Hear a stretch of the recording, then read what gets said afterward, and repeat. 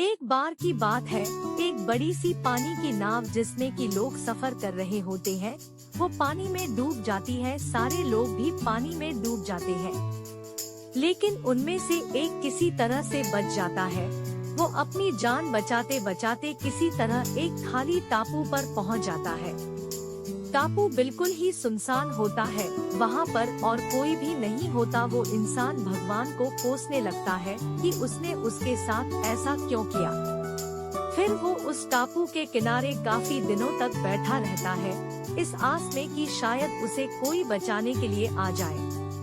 लेकिन 2 से 3 दिन बीत जाने पर भी उसे बचाने के लिए कोई नहीं आता। वो अपने बचने की उम्मीद पूरी तरह खो देता है। फिर वो जंगल में जाता है और कुछ लकड़ियाँ इकट्ठी करता है, जिसे वो अपने लिए के छोटा सा घर बनाता है, जिसमें कि वो रह सके। वो आदमी पेड़ों से फलों को तोड़कर और मछलियों को पकड़कर अपना पेट भरता है।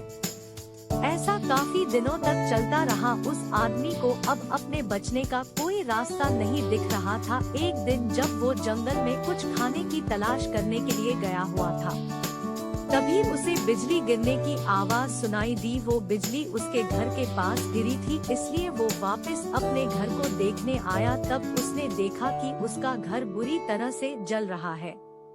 वो बिजली उसके घर के ऊपर गिरी थी, जिसके कारण उसके घर को आग लग गई। वो आदमी भगवान को कोसने लगता है कि उसने के छोटा सा घर बनाया था, वो भी जल गया। अब वो क्या करेगा। वो अपनी किस्मत को दिन भर कोसता रहा। फिर उस टापू के किनारे के पास ही सो गया। अचानक उसे एक नाव की आवाज सुनाई दी, जिससे उसकी आंखें खुल गई। तो उसने उठकर देखा कि एक नाव उसके पास ही आ रही थी।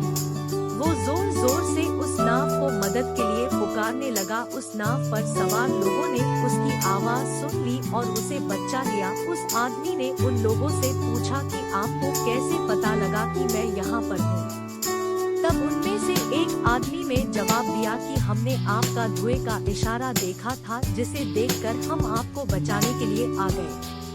तब वो आदमी सोच में पड़ गया कि उसने तो उन्हें कोई इशारा नहीं दिया था। फिर थोड़ी देर बाद सोचने के बाद उसे याद आया कि उसका घर आग में जल गया था। शायद उसी के धुएं को देखकर ये मुझे बचाने के लिए आ गए। ये सब जानकर वो बहुत खुश हुआ तथा उसने भगवान का शुक्रिया किया।